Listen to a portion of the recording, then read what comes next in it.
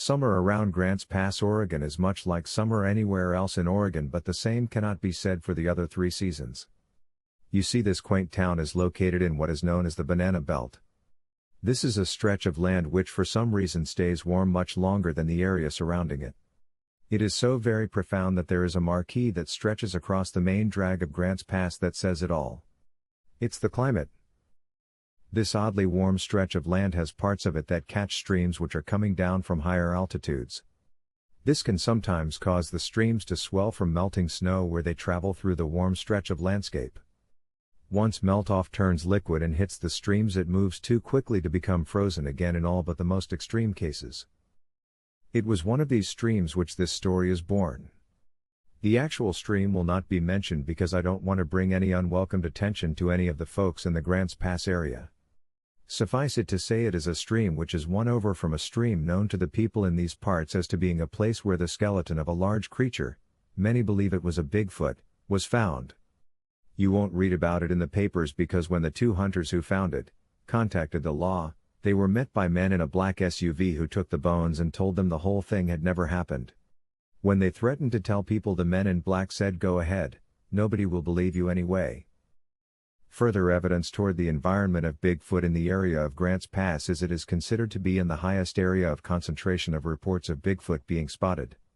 This actually makes a lot of sense because the area is also where there is a change in which trees dominate the landscape. At the south end of the area known as the Banana Belt, because the area stays warm for almost throughout the winter, the dominant trees across the land are oak trees. You can see them on both sides of Interstate 5 shortly after you enter the state of Oregon from the south, and they will be the dominant tree until you see them begin to be replaced with evergreens as you get further toward the middle of the state. First they are few, but by the time you reach the north end of the Banana Belt, all the trees on both sides of Interstate 5 are evergreens. You will also notice the landscape has become much more filled with mountains and the grades on the highway becoming much steeper. You are in the heart of the Bigfoot environment. South of Grants Pass, about half an hour, are what is called Cave Junction, a place where there are a collection of caves which were known to have been inhabited by the cavemen back in their day. It is not a huge leap of the imagination to think that the Sasquatch also used the cave network as shelter from the weather. There have also been several reports of sightings of the big apes in that area. The most notable sighting being one by a psychiatrist who has since went public about his experience. So this is about as Bigfoot of an area as what a person could hope to experience if their goal was to be where the big ape is spotted most often. There are slightly more sightings in the state of Washington, but the area of southwest Oregon is also a very good spot to see Bigfoot. That was not the goal of the main character in this story, however, until that is, he came upon the fresh tracks. His name is Gustan Wilkerson. In 2019 he was a wannabe wildlife photographer. In the month of March he was out in the upper elevation of an area just north of Grants Pass, Oregon, attempting to film any wildlife he could spot. It had just snowed, so there was the opportunity to spot tracks which could be followed for hopefully some great animal photographs. Gustan was elated when he spotted the big tracks in the snow. He was on to Oregon's version of the abominable snowman. The Yeti. Sasquatch. AKA, Bigfoot. He couldn't believe his luck. Just having the photos of the tracks was a big deal. If he could follow the tracks and actually get a photo of the big ape, it would make him famous. The day was bright and sunny. Sunshine bounced off the white snow, blinding all eyes forced to look upon it. Gustan jockeyed for position on the tracks, so he was at higher elevation looking down on the tracks. A slight breeze hit him in the face, which was very encouraging. His scent would not arrive before him. He continued to move to follow the tracks while keeping the higher elevation position for his photography.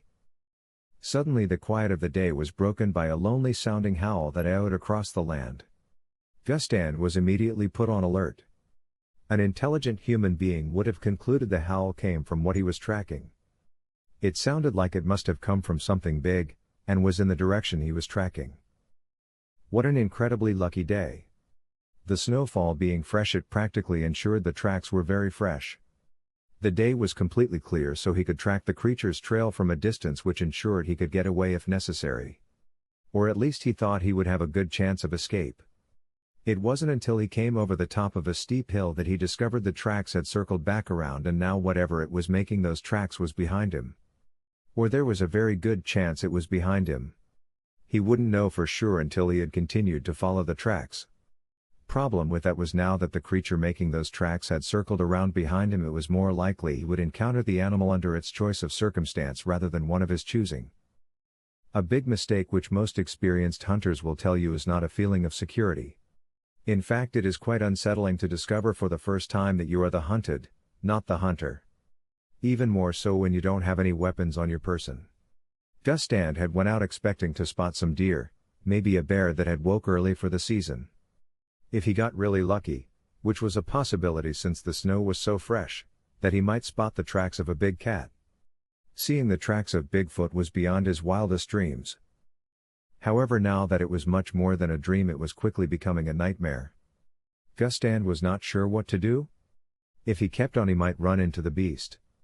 Worse yet, was it had him cut off. Even if he chose to not pursue the creature, there was no guarantee he wouldn't run into it. After all, he had to go in the same direction to get home, as he did to follow the tracks. He went onward a little further only to discover things had gone from bad to worse. He came upon a stream which he had crossed once. It was at the stream where the tracks disappeared. He had two choices. One would take him after the same direction the beast had went, the other would take him in the opposite direction. To get home he would choose neither direction. To get home he would just cross the stream and continue in the same direction. The problem with that was it guaranteed he would no longer have any edge over the animal he had been hunting. Choosing to go either in the same direction, or should he choose a direction which was opposite to where the beast had went, at least ensured one of two things. Either he would be going in a direction which continued to take him further away from the beast, or if it turned out he followed the animal well, at least he would see it before it saw him. Unless of course the beast decided to set him up by laying tracks which it doubled back upon. There was no reason to think the Bigfoot was that smart, however. Contrary to popular belief, Gus Stand did not think the hairy primate was anything more than that, just a wild ape who was very shy. There were reports of them not being so shy also, however. In fact, there were reports where they had attacked human beings. All the people who come up missing every year, it is no large leap of faith to think that they might be responsible for some of those missing parties. All this bounced around in his head as he tried to decide what he should do as he stood at the intersection of the stream. One thing certain was this opportunity did not rise very often. The conditions which had to happen at the same time to make this possible were many, and he knew they should not be ignored casually. It seemed surreal. Nobody truly expects to come across the tracks of a Bigfoot. Then to do so in fresh snow, which all but ensured, if he followed them fast enough, that he would catch up to the creature. It was a massive decision that required some thought. A lot was at stake. First and foremost was the fact that the trail the creature had made suggested that it had doubled back on him, and that it could be at that very moment, watching him. Waiting to see what choice he made? It was undeniably unsettling. What was also unsettling was the thought of living with having passed up this opportunity. He wouldn't be able to forgive himself. After all, do the math. 1. There was no proof that a Bigfoot had ever killed a human being. Yes, there were rumors. Based on the many stories and reports which Gus Stand was familiar, it was entirely possible these creatures were killers. There was also plenty of stories and reports that these creatures were completely shy. All they desired was to be left alone. Which was the truth he couldn't know. 2. It was entirely possible the creature had intention to turn the tables, which it already had basically accomplished. If it was now planning on tracking him and attacking at a moment of advantage, there was little he could do about it. In fresh snow, whichever one was following the tracks of the other, was the one with the advantage. He had lost that opportunity. He had been outsmarted by Bigfoot. As such, now whatever he chose to do, might end with him facing the 10-foot-tall beast. Never did the expression "choose wisely" mean so much to him.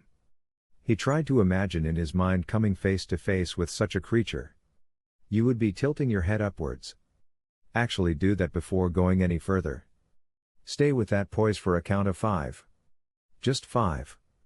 Now imagine what you are seeing while your head is tilted upwards like that is a beast which is covered in long, shaggy fur. It is winter time, so it is likely the creature's mane is much fuller than at any other time of the year. The muscles barely hidden by that rich thick cover of fur are testament to how well defined the beasts are designed. Picture the back legs of a racehorse flexing just below a blanket with a shaggy texture. The thickness of the beast's chest would be in direct ratio to the massive biceps and triceps of its mighty arms. The unbelievably wide shoulders would completely be explained when your eyes reached the massive head attached to those shoulders. If there was a neck, it was very minimal. The mouth was home to 4 large blood-stained fangs, 2 above and 2 below. They were very prominent whenever the beast opened its mouth. Above those menacing fangs was a nose which was non-existent. You hardly notice, however, because once your gaze has reached that point, it automatically is force drawn to the creature's eyes. It is a massively confusing moment because they are eyes of expression. In a second's glance you can see they are entirely capable of being gentle, of being caring. They appear to be capable of empathy. This is astounding. It is entirely unexpected. If the person started out being open-minded to the existence of Bigfoot, they are still just as shocked as those non-believers when they see what is looking back at them looks more like it is human than anything else. At the same time, there is an obvious wildness in those eyes. You can see they are not only capable of having taken life, but that they are adept to the idea. There exists an obvious air which reeks of non-guilt. You become aware that although this creature may have the expression of a human being, that it may be capable of mercy, curiosity, and yes, even having a sense of humor, that is also blessed with the call of the wild. Killing you would be no more of a burden than snacking on a field mouse. The most frightening thing of all perhaps was the notion that this was a decision made by the individual. You see a bear, a moose, or a puma, you know the animal will react as an animal is known to do. Yes, they may attack, but more times than not, things end with the animal going its way and the human being surviving to tell the story. The times there is an attack, it is usually later discovered that the animal was rabid, hungry, or finding itself in a position where it thought that attack was its only option. If you were to come upon a Sasquatch in a setting where the two of you are face to face across from each other, things quickly become personal. Just like when encountering another human being, it is possible that anything could happen next. It is very much dependent upon the individual. Bigfoot has a natural advantage over human beings physically, so there are going to be a group of them which will always go to that point first because it is a proven tactic that almost always enjoyed success. Human beings, on the other hand, usually scream so loud they would scare the devil himself away. If they are unarmed, then they run. If armed, they stand their ground. Some may choose to take a shot, most will not decide to fire upon anything that walks on 2 feet. They are just too much like a human being when they do it. The Sass always choose to avoid men with guns. They are too unpredictable. This is just an observation based on reports provided all over the world. They're smart. So smart that very few human beings ever seen one, but that is most certain when it comes to armed men. Check the statistics. Very few men who were armed saw a Bigfoot. Those that did describe something happening to them to almost always cause them to not fire at all. One Native American man was hunting on reservation land and he described running into one while having a .30-30 in his hand. He went on to say he emptied the lever-action repeater. When he returned to the spot with a friend, they found all the bullets still intact, unfired, laying on the ground. Obviously the man had used the lever action to expel the unfired bullets, all the while thinking he had fired them. Did that happen by design? It is unknown. Another thing commonly reported about the beasts is that those who come within a certain distance will become physically ill or become filled with dread for no specific reason. This goes a long ways toward explaining why people don't see more of them. They become frightened or ill long before ever spotting one. He didn't know if it was because he was thinking about all that or if it was because it was the correct thing to experience. The point being that while standing at the edge of the stream trying to decide whether to follow it upstream or to go downstream, he suddenly was filled with the feeling that something was watching him. The feeling was so strong he swung completely around expecting to see something huge and hairy. At first he didn't see anything. There was just acres and acres of snow-dusted landscape. He went around a second time at a much slower rate but again, saw nothing out of the ordinary. It was on his third time around that he noticed something amiss, but he didn't stop turning until almost around a fourth time.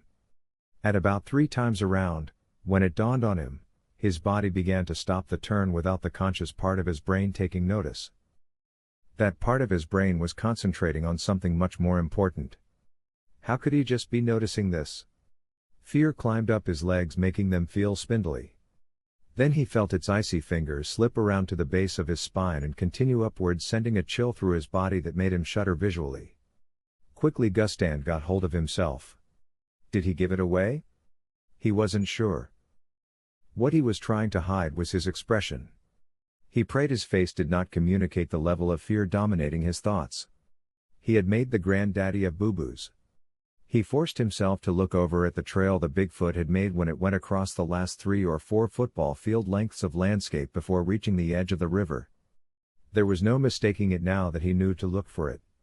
Every single little pile of snow that the creature had flipped up on top of the existing snow, with its feet, when it was moving down to the edge of the stream, had been partially flipped backwards into the tracks that had been made on the way down to the water.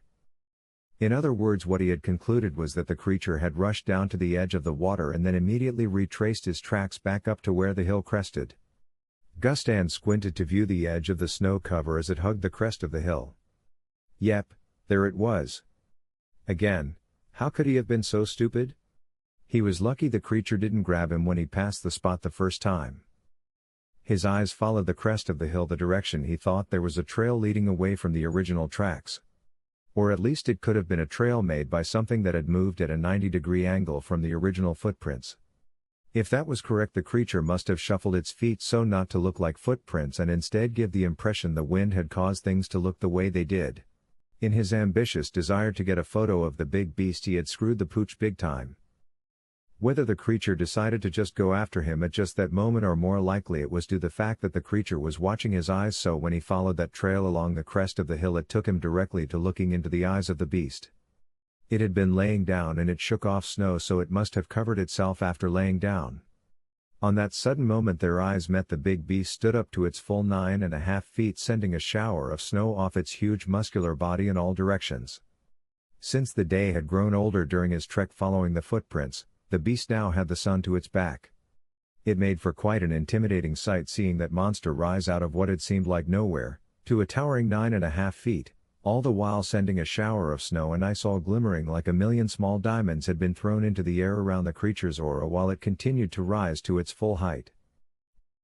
There was a second that lasted for what seemed like hours as the two beings looked directly into each other's eyes. Then the big beast broke the spell by throwing an arm up into the air, followed by the other as it began to race across the 3 football field distance that separated the two beings. Gustand broke out of his trance a split second after the beast threw its first hand into the air. He quickly looked around again in a 360-degree spin. This time he was looking for a shelter, weapon or means of escape. As his gaze returned to face the beast's raging leaps through the snow coming at him as fast as possible, his ears became filled with the noise from the river. What a time to notice such a thing. He tried to concentrate on what to do, but the simple truth was that his conscious mind did not see a way out. But his subconscious mind did. Suddenly that roar of the water clicked over a switch in his mind and he instinctively dove into the icy water. Everything happened in slow motion for a period of time after that initial splash into the cold water. At first he didn't feel its cold, nor even its wetness. His survival side was in auto-survive mode. He had already begun to take off things like his camera, which was flung over toward the shore. He didn't watch to see if it made it. Next he was struggling to get that heavy, and growing much heavier all the time, coat off his back. While that side of his brain had his body doing what it needed to do to help survive the water physically, his eyes never left the big beast. What they were seeing was astounding. It was poetry in motion. He was as equally terrified as he was amazed. The way the big beast was racing across the landscape, which was an unpredictable collection of rocks, scrub bushes, thorny plants and the occasional oak tree which had no intention of moving.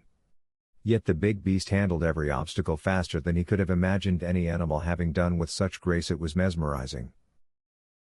Then Gustand noticed the beast had taken an angle in his pursuit which was bringing him closer to the river as it also kept up with his progress, being carried downstream by the current. He came upon a section of the stream which he could feel the speed of the water had increased. It wasn't all bad because he probably needed the extra speed to beat the Sasquatch's interception angle.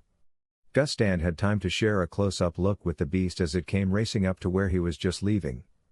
The current took him down such a steep incline that it was nearly a falls. It led out into deeper water that was much more streamlined for wherever it was taking him. Gustand had lost track of where the beast had gone when he was carried down the near falls. By the time he regained his composure enough to start looking around again, the beast was nowhere to be seen. The beast was quickly becoming a secondary concern, however. Just as Gustand thought he might be free of the beast, he realized he had another problem which made the beast look like something that might hurt him. He had discovered something else that guaranteed he would be hurt. More than hurt. It almost guaranteed his end. The problem was his exterior facilities. During his escape down the river, his body had become saturated with adrenaline, which prevented him from noticing that the freezing temperature of the water was taking its expected toll on his ability to use his hands and feet. The real booger of this kind of situation is that you seldom feel it coming on until it is too late to do anything about it. Such was the case in this instance. Gustand realized too late that he had no longer any control of his extremities. He didn't even have the ability to grab a limb which was hanging out into the racing water.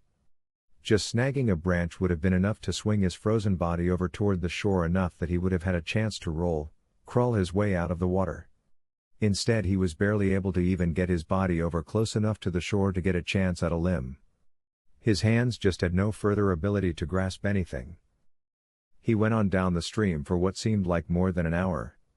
The entire time his body was becoming stiffer and less able to navigate. Then he finally reached a point where he actively gave up trying to save himself. He was at that point just a bobbing frozen human popsicle making its merry way down the stream. All that while he could no longer move, he was still able to search the banks of the stream. He actually reached a point where he was hoping to see the big beast, but it was not there. His big move to jump into the freezing water in order to lose the creature had worked. It was nowhere to be seen. Gustand had time to appreciate the warmth of the sunlight coming down from above. It warmed his frozen face as he drifted downstream. Gustand suddenly thought he heard something. He began to holler as best his voice would allow. First there was nothing. Just the sound of the water as it continued its way toward the waiting ocean still more than 100 miles in the distance. Knowledge told Gustand that the river would make many twists and turns before joining a bigger river where it would again make many dangerous twists and turns before spilling into the Pacific. Then he decided it was unlikely he would stay afloat long enough to make it to the white water, let alone the salt water. The hairy arm and hand grew closer and closer. Finally, when they were on top of each other, the hairy arm grasped his outstretched arm like it was a steel clamp. Gustand was so frozen his body would not respond to any of his mind's commands. So as he was dragged in off the raging water, he first saw two very hairy legs. Next he was brought in close enough to see the hairy chest and arms of the beast. Somehow it didn't seem quite as robust. Next he was now drawn in over the safety of the land. Laying there on the ground, he looked up at the face of a man who was dressed in a Bigfoot suit. "Good thing I heard your scream. You look like you were just about at the end of your rope," the man said. "When I first saw you, I didn't think I could reach you without the suit.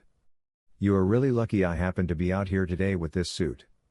I'm shooting some advertising for a local wood stoves business. As you might have figured out, it has extra long arms on it that I can make grasp things using a handspring inside the suit. Did it feel like you were grasped by the Terminator?" Gustand was near speechless. He kept looking around for the real Sasquatch to appear. "You're the only one out here?" "That I know of." "Why? You know something I don't know?" Gustand let go a laugh owned only by those who have just experienced a huge amount of relief. "Mister, considering how you are dressed, you aren't going to believe what it is I have to tell you. You can do that while we're on the way back into town. If you don't have some place for me to drop you, then we can find a place where you can get your clothes dried out and something to keep you warm in the meantime. You may be sick before this is all over." Gustand didn't argue. Yes, he had an address the man could drop him. He figured he'd have somebody take him out to get his car later. He will never forget seeing that hairy hand jut out promising to save his life from the cold unrelenting water, and as he was carried ever closer, wondering what that beast was going to do to him when it pulled his frozen, incapable body from certain death. Seeing a man's face attached to that hairy body was just the last thing he expected. He was honest and told the man what had happened. Whether the man believed him or not he couldn't say, but he did think the man was unlikely to go back to that specific area while wearing a Bigfoot outfit.